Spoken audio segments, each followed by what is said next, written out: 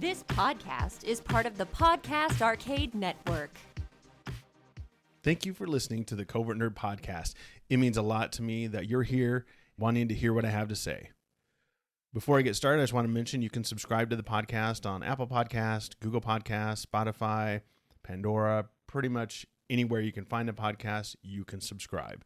You can go to covertnerd.net for details on how you can get in touch with me. You can check out past episodes. So feel free to go there and look for what you're interested in. You can hit me up with other ideas that you might be interested in. I'm open to any ideas, open to any criticisms. Just try to be a little gentle. But anyway, go there, get in touch with me if you would like to. Send me an email, whatever is easiest. And again, thank you for listening. Without further ado, let's dive right in and nerd it up.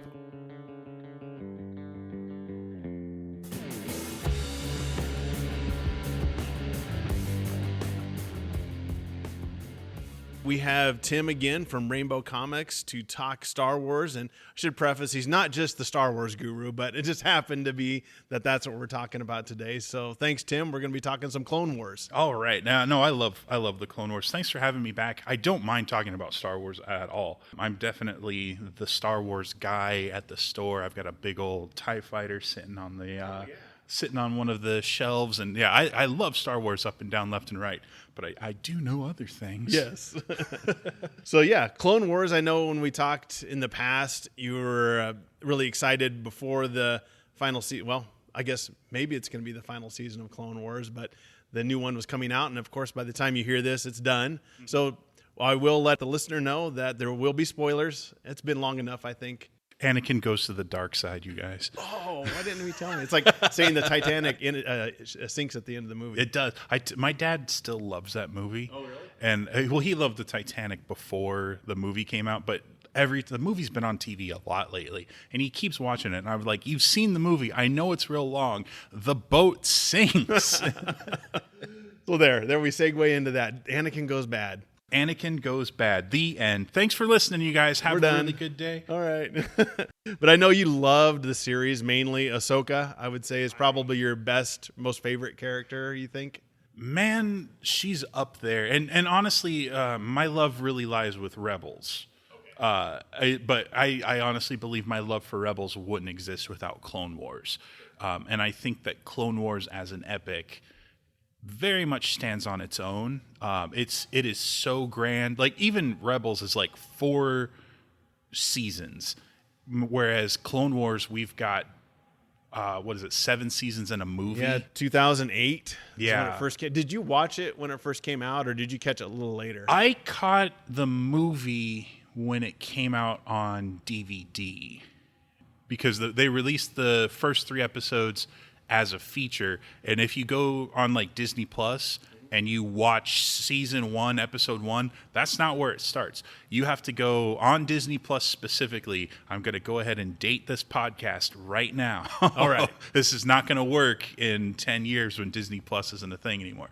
But if you go into Disney Plus and you go under specials, they have Star Wars, The Clone Wars. It's like an 86-minute movie or something. And that actually comes before Season 1, Episode 1. That was released in theaters. And Samuel L. Jackson is Mace. Christopher Lee is Count Dooku. And I think there might be a third, original voice. Oh, okay. I can't remember off the top of my head. But it's interesting because with Clone Wars being as long as it is, Tom Kane, to me, is Yoda. So in Rebels, they bring in Frank Oz to do Yoda's voice in that. And it's really cool that they got Frank Oz, but seeing a Yoda in that style, that CG style, sounding not like Tom Kane, weirdly sounded wrong.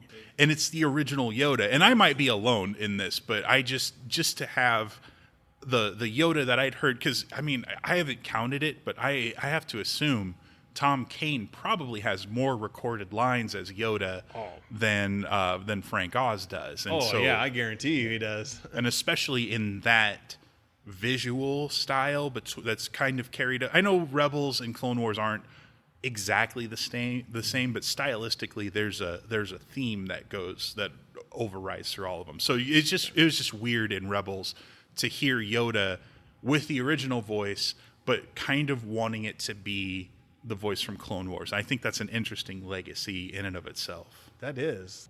If Ahsoka's maybe not your favorite, I guess, could you let us know maybe your top 2 favorite characters from Clone Wars? I'm sorry. Let you finish. I'm sorry.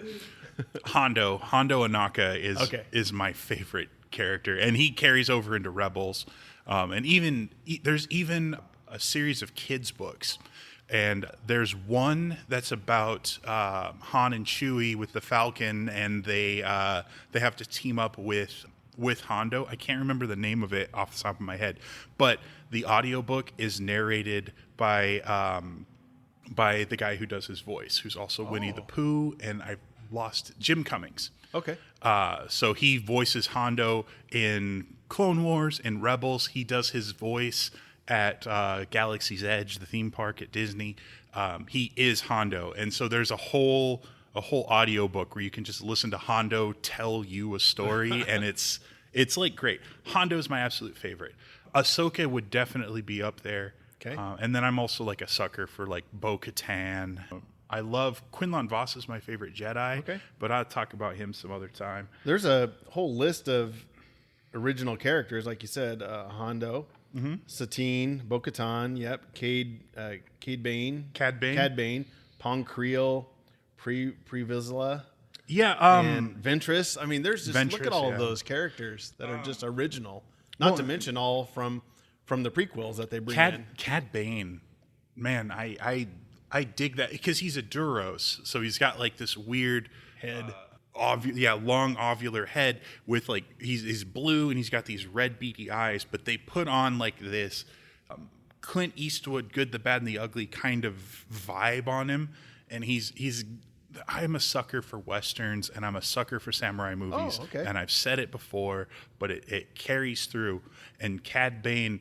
So if the Jedi are samurai, and a lot of times they're kind of portrayed that way cinematically throughout the Clone Wars, you have Cad Bane, who's representative of those like late era Western heroes, and he's got that drawl, Yes, and he's ready to go down. Just that look. Yeah, they had to have based him on some sort of Clint Eastwood, Shane. It very much, and it's so over the top in just the best way. Yeah. I don't, this is just going to be me rambling for, 4 hours. I don't know how long this is. So out of this whole series, though, like we said, you got some amazing original characters. They expanded on the existing characters quite a bit because, like you said, they dealt with Mace, Windu, and Anakin and Yoda and all the Senate. Any tentpole character, any Star Wars character you can think of from the prequel era got their chance to shine, including Jar Jar Binks. Oh gosh. Well, here's what I think is. Let me give you a quick aside, and I might have mentioned this before because we talk about Star Wars an awful lot. But one of the things I really enjoy about the Clone Wars is they embrace what doesn't work in the prequels. Yeah. And in the case of Jar Jar, everybody in universe understands that Jar Jar is annoying, and they all kind of he's kind of like your annoying little cousin, and you love him, but man, sometimes you just don't want him around. Yeah. I think his first episode that he was really featured in was called Bombad Jedi, and he was just wearing a cloak, and they're on some planet, and people think that he's a Jedi, and it is. You guys, it's funny. It's funny. You just got to take it for what it's worth. It's funny, and the fact that people in the universe are not oblivious to the fact that Jar Jar is kind of annoying. It makes it a little bit more endearing, and it makes it an easier pill to swallow. And you suddenly are able to empathize with those characters. And you also start to humanize Jar Jar because now you understand him from a point of view outside of just being a comedic character. You start to see him through a sympathetic lens. And this is a cartoon that was on Cartoon Network and was made for kids. Yeah. And you're still you're made to feel something about it. Sure. I think you hit a good point. He's like that person that you're around that they're really nice, and you don't have the heart to tell them that you're really annoying. Yeah, it's like gosh, I'm old, you guys. On the Brady Bunch, they brought in towards the end of the season, towards the end of the show, the kids are all a little too old, so they brought in the cousin. I can't remember his name offhand, but they brought in this cousin character who just was supposed to be like a precocious youngster, but he's super annoying. But nobody in the show reacted to the fact that this is just a super duper annoying kid, and Clone Wars subverts that trope and doesn't go into that. They very much are like, people definitely see, like, if Jar Jar were to step in poo in Clone Wars, people would be like, that's gross, that dude just stepped in some poo. Meanwhile, in episode 1, it's just nobody notices. Exactly. Well, speaking of the prequels, I guess, like we were talking about, those that maybe hate the prequels have to understand, if you love Clone Wars, we wouldn't have Clone Wars without the prequels. I think that's correct. I don't know that we could say we wouldn't have Clone Wars. We wouldn't have this Clone Wars. Well, yeah. Because the Clone Wars, like, I'm just going to go ahead and get in front of the people before they get in the comment section. Oh, well, actually, because Princess Leia did say in episode 4 that years ago General Kenobi served her father in the Clone Wars. So the concept of Clone Wars has existed. So you can't say we wouldn't have the Clone Wars.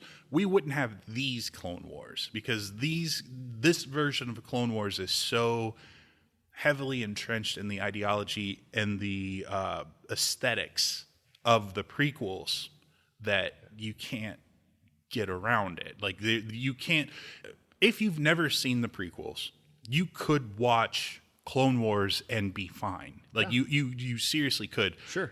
But why would you do that? Yeah, you're right, because there's enough familiar characters in there. You're not going to get, you don't get a good introduction to the characters, because there is a conceit that you know who these people are. The only, like, in that movie, right, in the Clone Wars movie, it's been a minute. Also, just as a side note, the movie is not good. I forgot to mention that.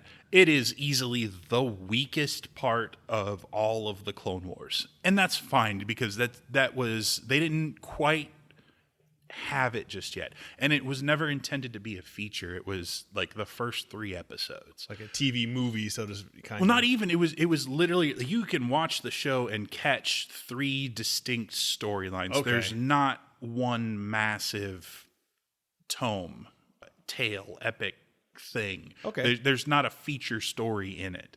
And that's fine. So in that movie, we don't ever really get, to my satisfaction anyway, for whatever that's worth, we don't get an introduction to the characters. The only character we really are introduced to, I guess characters, would be Asajj Ventress and Ahsoka Tano.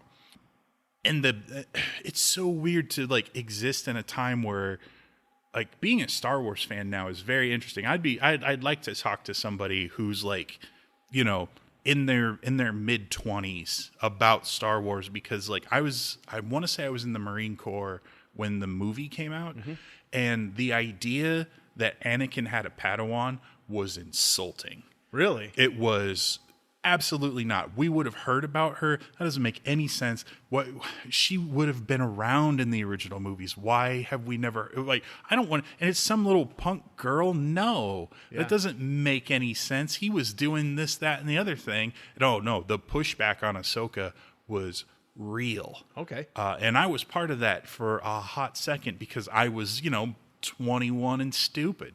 But I'm sorry, if you're 21, you're stupid. It's not your fault. It's not your fault. You'll grow out of it. We all go through it. Yes, It's just give it a minute, and it's fine. I love you. I guess what Clone Wars taught me about storytelling is that my expectation maybe isn't necessarily what makes a good story. And at some point, I need to put what I want out of stories to the side and experience the story and let it show me that Ahsoka's great. She shows up. She's a tiny little whippersnapper. She calls Anakin Skywalker Sky Guy, and what is that?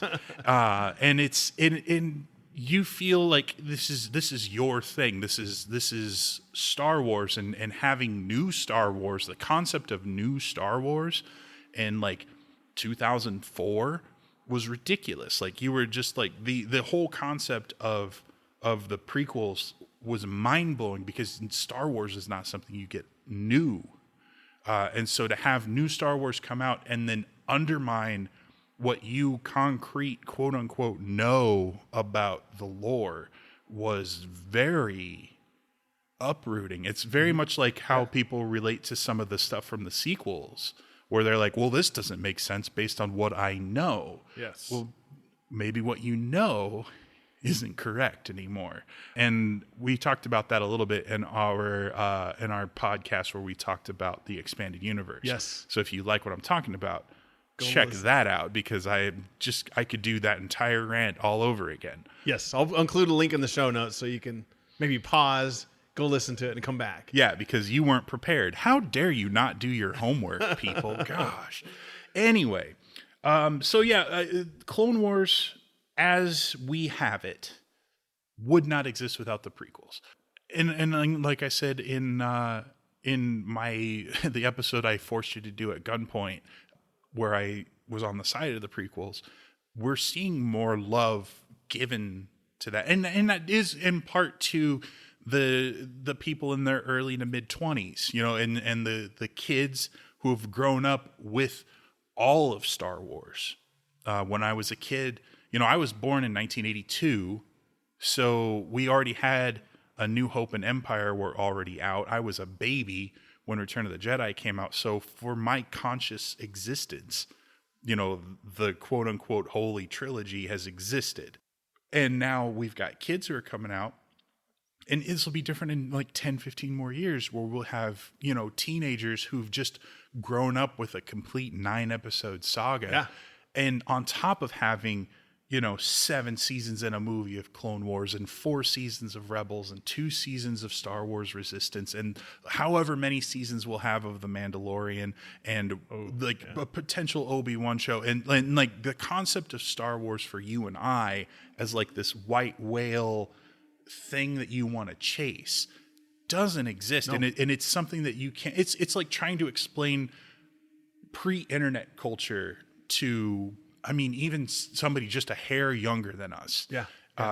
Explain pre-internet culture to a 19-year-old. Like, what are you talking about? You can't. Yeah, like imagine just driving in a new city without GPS on your phone. Yeah, it's just impossible. And I'm not trying to trivialize. I'm not making a joke. No, the concept. Like it's so hard to. The reason why people our age tend to be so precious towards Star Wars is because Star Wars was this thing that you could not get anywhere else. And that is so not the case anymore in the best possible way. Yes. It is so accessible. And there's I have a shelf full of books. There's a novel that came out just this last week as of recording that's about the events that Padme was going through before she was queen. Oh. And it's fantastic. It's written by a woman named E.K. Johnston. We could do a whole thing on Star Wars canon, just the novels, and it's so good. But it's super fun. And these are, we're going off on an aside that's not about Clone Wars, okay. But I think the legacy of Star Wars, in as much as Clone Wars itself was really the first time George Lucas was saying these stories matter to the movies. Yeah. Because there's always been an idea that the books were kind of the books, and the movies, the events in the books piggybacked off of the movies, but nothing ever contradicted anything, no big deal. But it wasn't necessarily quote unquote canon. It didn't matter. It didn't affect the story that you saw on screen. So Clone Wars was the very first time where George Lucas was like, these events that we're seeing happen to these animated versions of Anakin and Obi-Wan, Count Dooku and Sidious and Mace Windu, all of this stuff. It happens. It matters. What you're watching is the actual Clone Wars. And as soon as that kind of started to sink in, people stopped watching the cartoon and they started watching Star Wars. Yeah. And the show grew with its audience, and it turned into something really incredibly special. Yeah, because it went on for so long, like I said, from 2008 until, this year, until 2020, when the final season came out. So you had 12 years there. I mean, there was a pretty big break. Everybody knows that Disney owns Star Wars, Disney owns Marvel, Marvel publishes the comics. Well, for decades, literal decades, Dark Horse Comics was publishing Star Wars comics. The only comic they published outside of like movie adaptations, they published one story that's considered canon to the movies, and it was Darth Maul, Son of Dathomir. And it's a 4-issue series based on an unproduced episode arc in Clone Wars. Really? One of the first novels, not the first novel, but one of the first novels that came out from in the canon was based on unproduced episodes of the Clone Wars. There are like Clone Wars itself refused to let go. E.K. Johnston, the woman I mentioned earlier, who wrote the Queen Amidala novel, she also wrote a book called Ahsoka, which is about Ahsoka post Clone Wars going into Rebels, and for a long time that was the only look we actually had at the Siege of Mandalore. Yeah, that time frame. Yeah. And also Ashley Eckstein, who voices Ahsoka, reads the audiobook. So, like, I don't know if you have a deal with Audible or not, but this would be the episode to land it. Okay. So, Check it out. yeah, absolutely. Use promo code Covert Nerd. Yeah. No, don't use. I'm just kidding. Maybe it'll work. I don't know. No, Anyway. but no, it's so. I guess what I'm trying to show you is my rant about legacy and my rant about validity of canon shows that, like, Clone Wars went a long way to legitimize that. They did. The fact that Clone Wars is so good, and that's not just like, oh, you think it's good because it's Star Wars. Nah, man, it's just good. It's good. And not every episode's good. Some episodes are really not good. The movie's horrible. I hate Zero the Hutt, not as a character, like not because he's an evil character. I just hate his cartoonish little thing. I don't like him when he's on the screen. It bothers me. Like, I love Hondo Anaka equally as much as I loathe Zero the Hutt. I don't like him. It's not a good movie.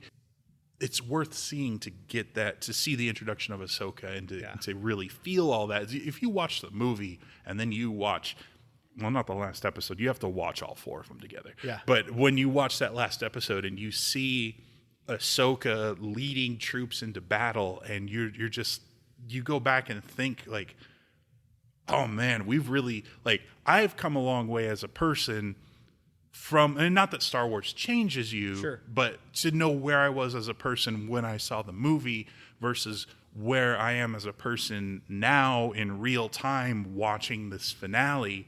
And I've seen Ahsoka grow up. Yeah. And I've grown up, and it's like this weird parallel.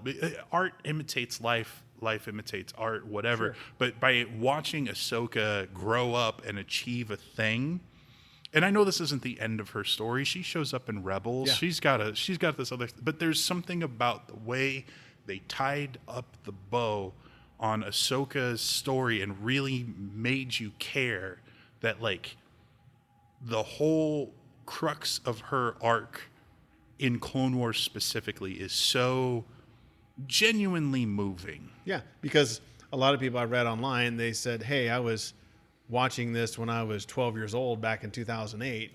Now you're 24, and they're like, this is kind of put it in bow on it. Like you said, this is my series, so to speak. Yeah, I mean, you grow up with it, and the show grows up with you. Yeah.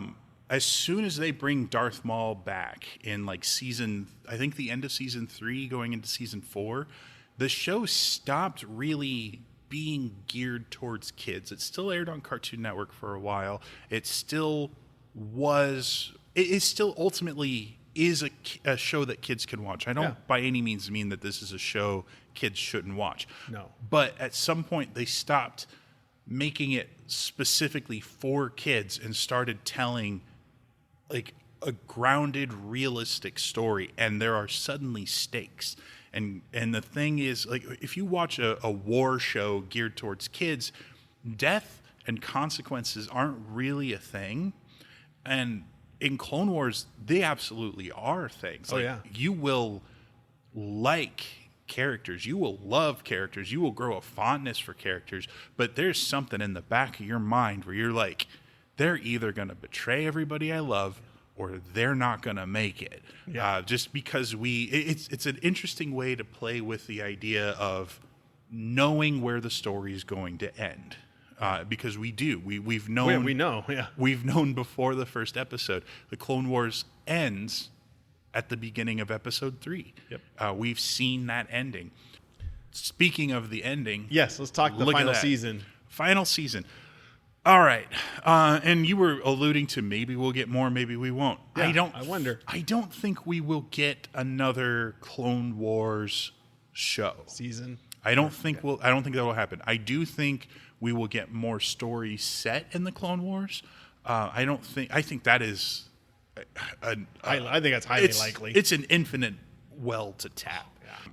But I don't see, like, the show is so done. We might see shorts. We might see another show that takes place during the Clone Wars that's about a specific group of people. Sure. But I think the main crux of the story is finished. And if it isn't, then you're beating a dead horse because it's done. What we have in what they've done in this final season is they've given us 3 complete arcs. So we've got the Bad Batch, which welcomes us back. We've got Ahsoka's Walkabout, which brings Ahsoka back to the forefront because she's been gone for a minute based on stuff in the previous seasons that we'll kind of touch on real quick.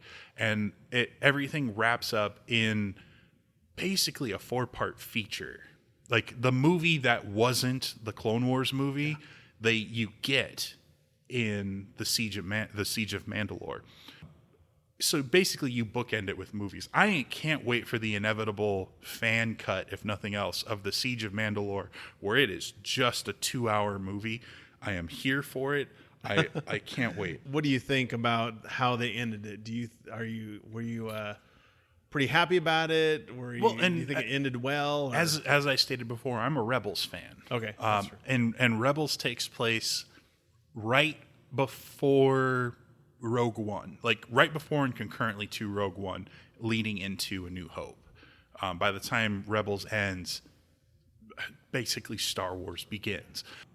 So I'm anxious to anytime I can get to Rebels. I feel narratively there are still certain storylines that you can finish, and people are upset that such and such didn't finish, or we didn't get answers to XYZ.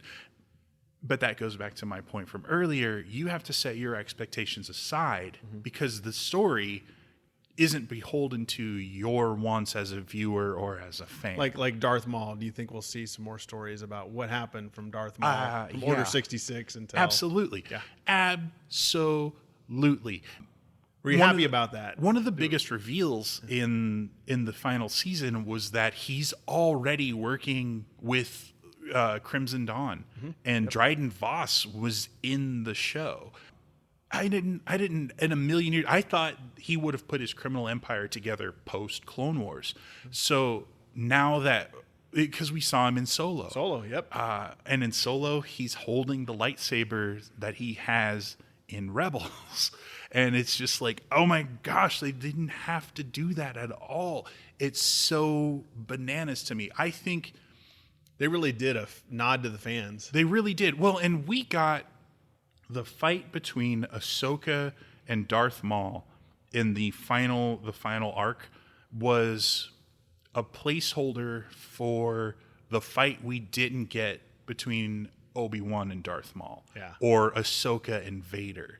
That when we might get to that. We have to talk about Rebels sometime because there's so many good things. And I will give this. I'm pretty sure I talked about it before. There's no way I didn't. So forgive me for repeating myself. But we do see the end of Maul's story in Rebels when he goes up against Obi-Wan, and the best samurai feeling showdown ever. And it is not a grandiose lightsaber battle. Nope. And it wasn't ever designed to be. But what we do get is between these two characters that we know are going to live, like we know Ahsoka makes it out. Yep. We know Darth Maul makes it out. but it is so incredibly powerful that it is maybe, and I'm speaking as somebody who needs to go back and like digest it, but it might be the best lightsaber fight ever. Yeah. Like it is, even though it's only there. 3 seconds long. Well, no, I'm talking about in Clone Wars. Oh, okay. In Clone Wars, Sorry. no, that's fine. The fight between Ahsoka and Darth Maul, might be the best. Yeah, lightsaber when you saw the trailer and you saw Darth Maul and Ahsoka getting ready to face off. Can we talk about the clones for a second? Okay, all right. All right. I am a clone guy. I collect the Star Wars Black Series toys, and I collect droids because I love them and they're adorable, and then I collect the clones. And the reason I collect the clones is because of Clone Wars. All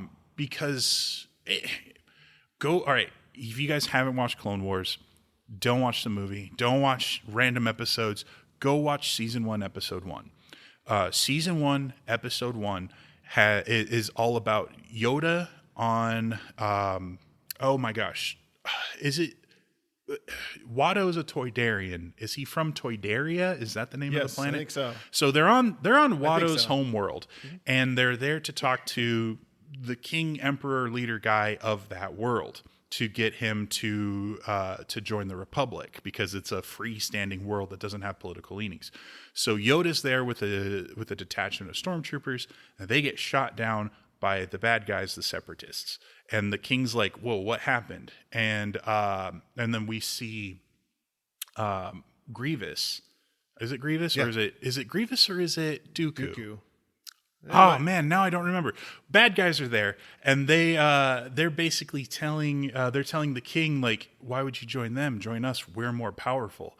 And the entire time, Yoda's like, no, don't worry about it. They can send whatever they want at us. We're gonna meet you by sundown. We'll have a whole talk. No big deal.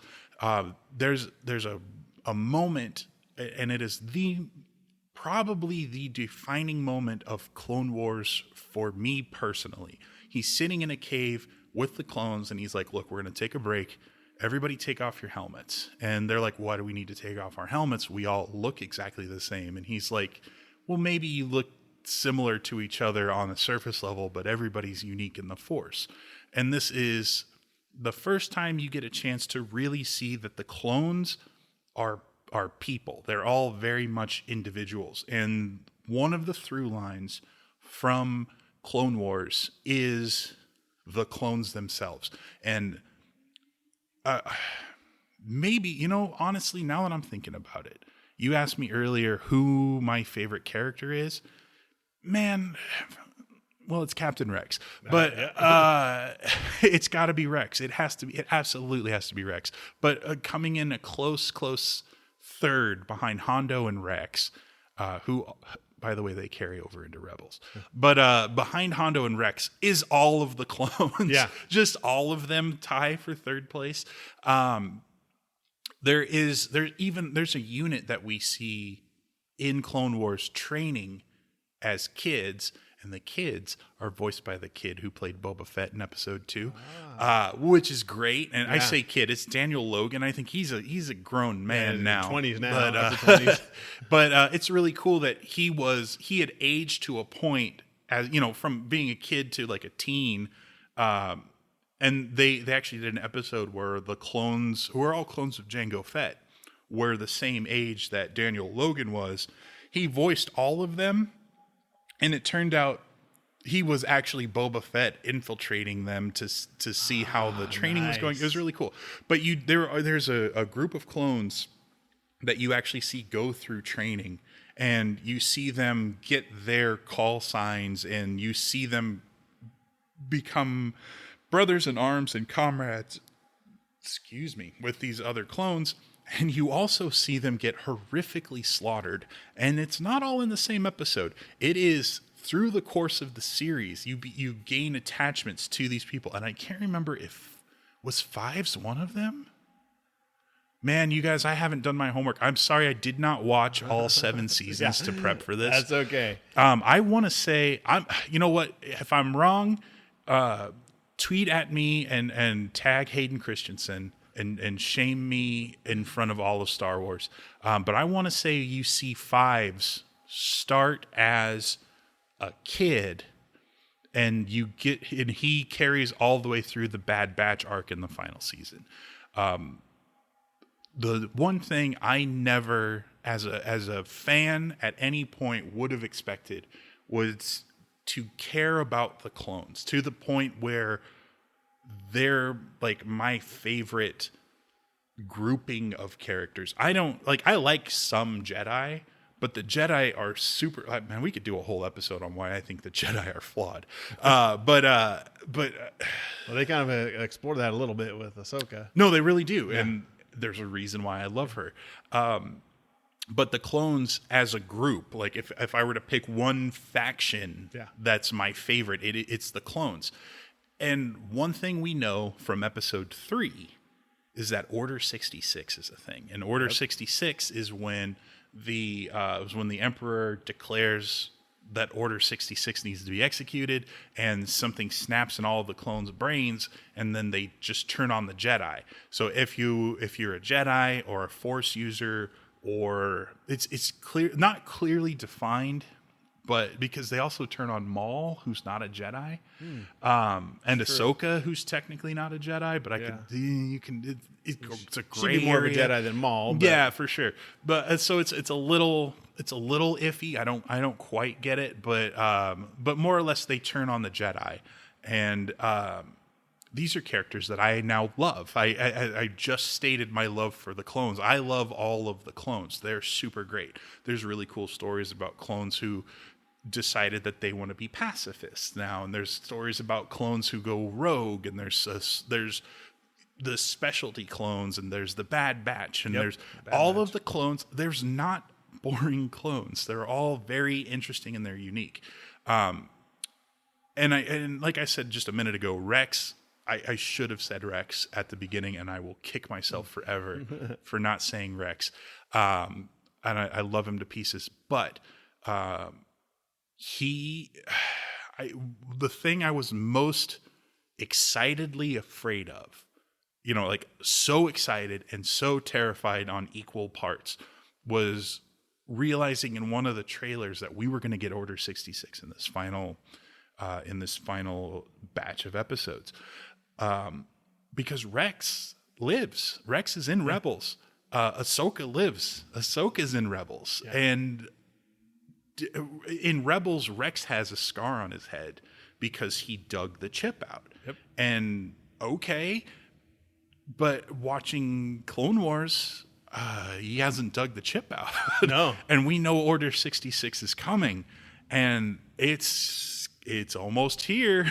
And then it gets there, and you're just like, what is going to happen? It's coming. And you don't, it's so specifically well executed. You get to see him resist. There are some, he's not the only clone that resisted turning. It's very interesting to me that Rex, who was trained by Anakin and kind of has Anakin's intuitiveness, I suppose, or impulsiveness, versus Cody, who was trained by Obi-Wan and is very by the book. Yes. So if you look at Cody, who we see turn in episode 3, he gets the order, execute Order 66, doesn't even think about it, shoots at Obi-Wan. Rex, who's more impulsive and intuitive and thinks through everything, he gets Order 66, and he's like, wait a second. Now, isn't it interesting? And maybe I'm reading more into this than anything else, but Anakin, his traits are what, not necessarily his traits, but the way he trained Rex caused Rex to pull himself back and ultimately save Ahsoka. Not save her, but he didn't kill her. Yeah. He didn't kill her. Yeah. And Obi-Wan, who was always after Anakin to be less impulsive, the clone he's directly in charge of didn't think twice about shooting him, and I think that dichotomy is really, really interesting. I like that theory. It's kind of cool. But it's really fun. And also, again, I'm just spoiling everything. So That's all right. We warned him. they get the chip out. I don't know if you noticed this or not, but while they're fighting through the clones, Rex's blaster is on stun the entire Yes, time. I remember that. Killed none of them. Well, I'm sure there was probably a couple, but he did everything he could to minimize the loss of life because those are still his brothers. And there's and that to me also leans into my love of not only the clones, but specifically Rex. He's like, and of course that's 100% real. That's so real. Yeah, no, I agree. That part of the last episode was amazing. Speaking of the troopers, do you think the Bad Batch, all of them resisted the Order 66? No. What do you think? No. Okay. Well, Your theory. My theory. Yeah, no. Do not take this as canon. It's weird because Pablo Hidalgo is not returning my calls. That's a deep cut Star Wars joke for you guys. Let's see. Where do I want to go with this? In Rebels, when we find Rex, he's hanging out with Commander Wolf and he's hanging out with Gregor. I don't know Gregor's rank offhand, but they all have scars in their heads. They're not in this last episode. So presumably there's X amount of clones who either were able to get the chip out in time because we learned about the chip in season 6.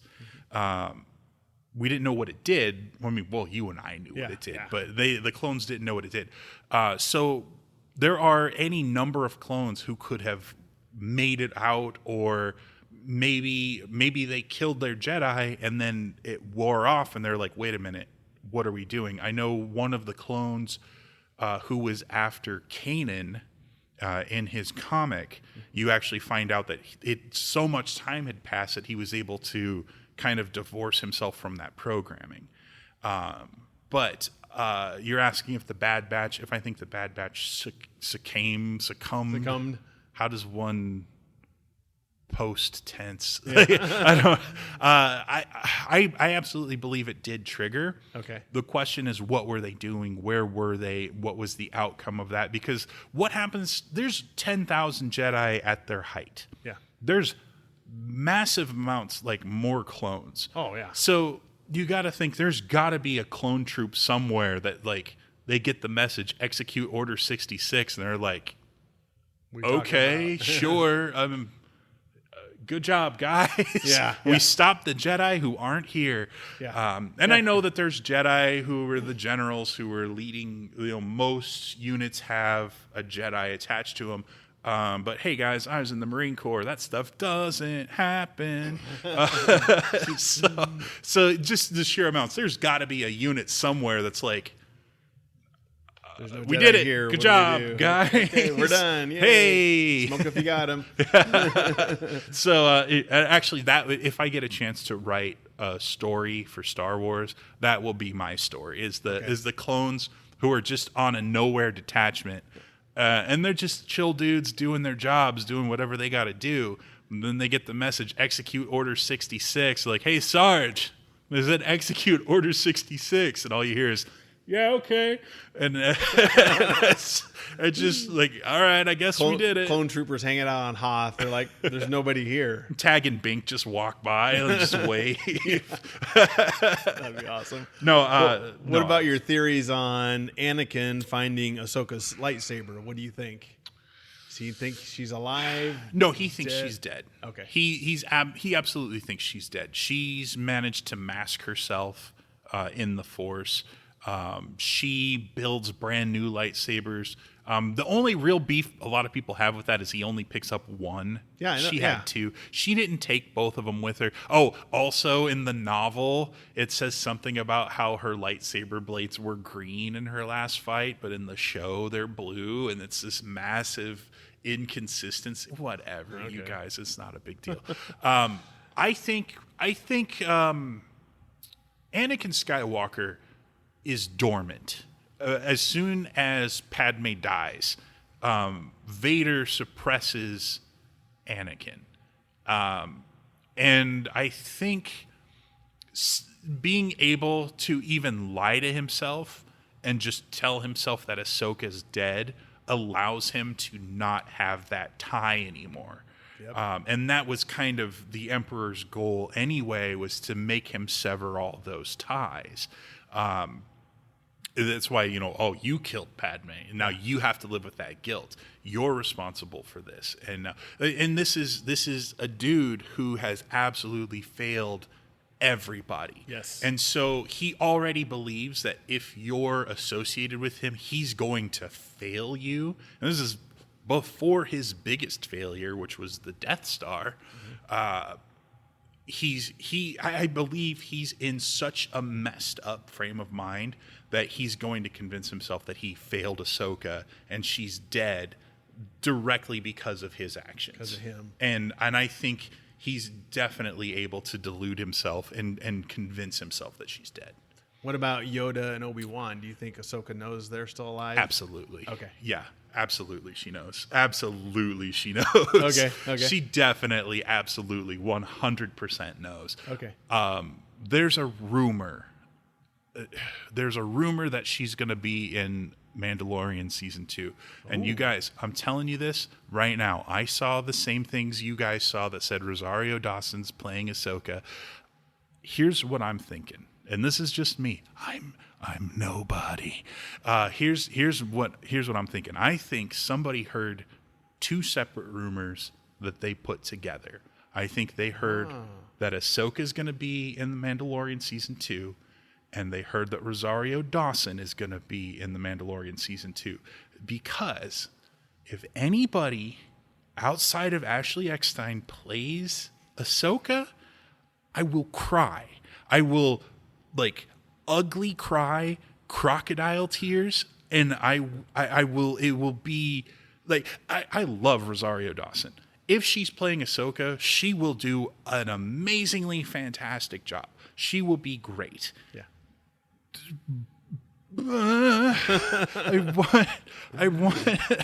I need her. Katie Sackhoff is coming back to be Bo-Katan in The Mandalorian season 2. Please just give me Ashley Eckstein as Ahsoka. Please. I want it so bad. I wonder when we'll find out. When do you think? Everything's on hold now, but well, production's done. Oh, they shot it. Really? I thought it was still kind of in the middle. No, they're done. Oh, okay. Okay.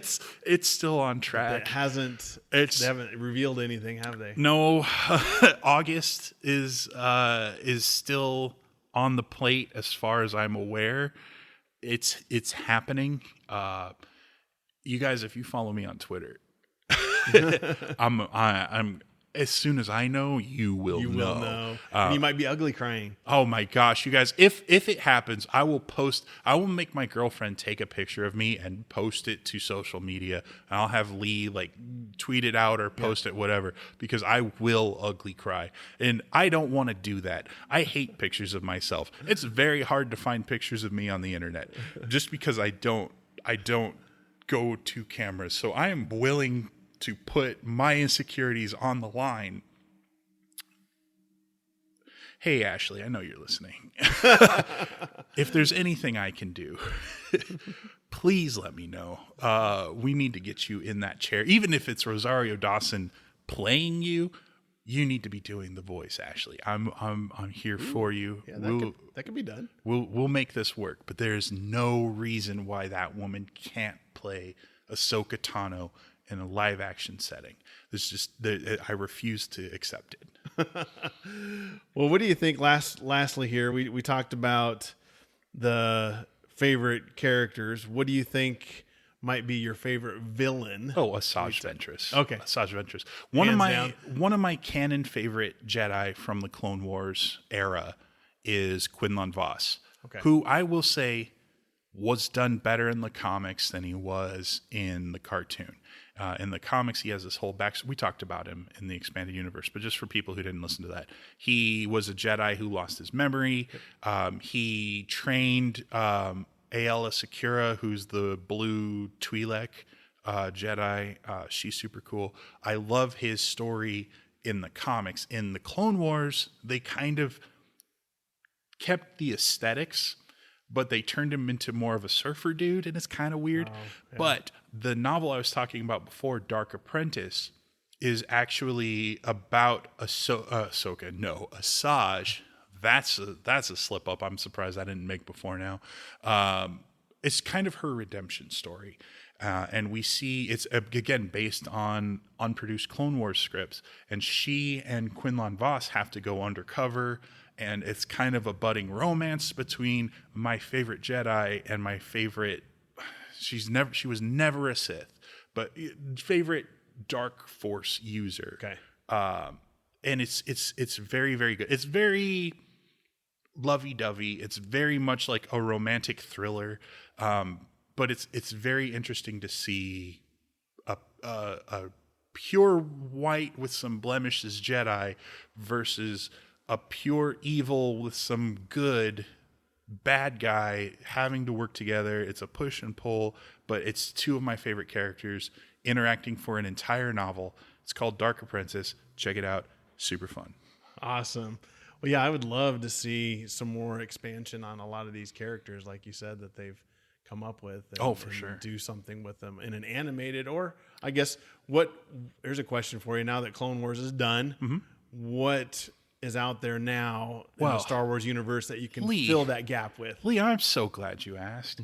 Right now, IDW is publishing a comic for their Star Wars Adventures lines, and it is Clone Wars. So they're actually producing a 5-issue miniseries. It was supposed to be weekly, but with the COVID-19 stuff, we've got 1 issue right now.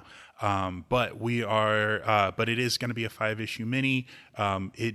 Everything IDW does under the Star Wars Adventures banner is canon. So we're already getting our first taste of supplementary Clone Wars material that is canon. Marvel also recently entered the post-Empire Strikes Back era for their comics. So their whole first run, every comic they put out, with the exception of some miniseries, were taking place immediately after A New Hope. They recently hit 70-plus issues in the main Star Wars line. They've just restarted with an issue 1 that takes place right after the Falcon picks up Luke on Cloud City. We see him get the arm, and then it goes to that final shot where like Lando's wearing Han's clothes for no discernible reason. So right now, all of the Star Wars comics coming out from Marvel is in this post-Empire world. They've got Star Wars. There's a Darth Vader book that's coming.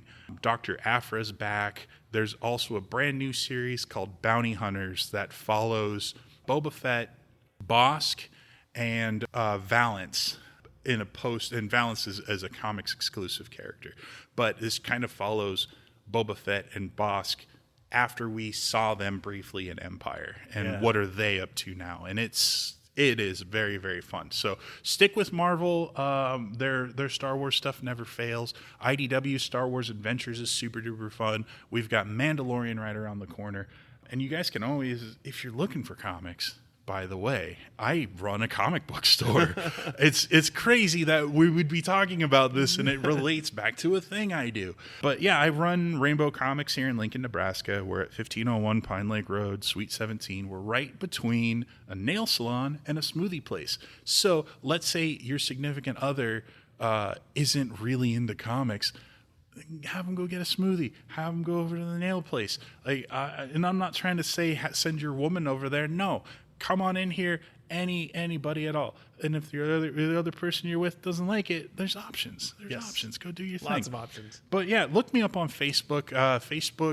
If you look for Rainbow Comics Lincoln, that'll be our store. And I'm very active on that. If you message the store on there, you're messaging me. And then also, if you look me up on Twitter, it's at MOTHEE. I'm very rarely on Twitter, but when I am on there, it's very active because I have a short attention span. You can disagree with him. Oh, please do. Absolutely do. Please take nothing I say as concrete fact.